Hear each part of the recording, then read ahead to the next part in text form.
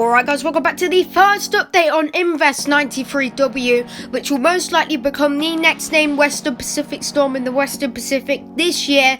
As you can see on the infrared satellite imagery, you can see the storm hasn't been developing too badly.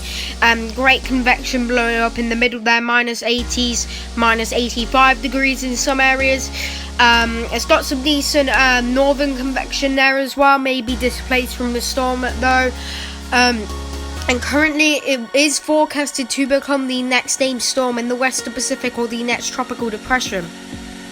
Currently with wind speeds of 30 miles per hour, that is 26 knots, gusting with winds of 50 miles per hour, a pressure of 1004 millibars. It is moving northwest at 6 miles per hour as of this latest update, brought to you by Curtis Simplified. So take a look at the JTWC page. You can see 95S there, Southern Hemisphere system there, and you have 93W, which the JTWC have given a red chance of formation, which they are expecting it to form within the next 24 hours, and they're expecting it to become a tropical depression by then, and then probably head towards Korea, China, Japan, around that area. Sort of a similar track to what Ari did earlier in the year. Take a look at the sea surface temperatures, and you can see very good where the storm is right now. 30 degrees widely where the storm is right now. Near Luzon, getting all the way up to 31 degrees. Absolutely piping hot stuff for the time of year.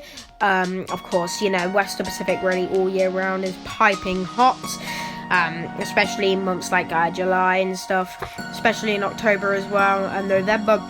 But yeah, like usual, Western Pacific is boiling hot. Take a look at the GFS ensemble track guidances here, and you can see pretty certain until it really reaches in between all of the Japan, Korea and China, until it reaches in between them. By this stage though, it looks like it most likely will turn towards China maybe by that stage. Most of the models are taking it towards China, may go a bit further north than that though, which will probably happen. But you can see the models are expecting it to form into something tropical. 987 millibars is probably at least a tropical depression, and probably getting to tropical storm status potentially. However, the storm may not get to tropical storm status. It's really if it wants to at this stage. It's just really if it wants to. Like, it could do if it wants to, but it's really up to itself.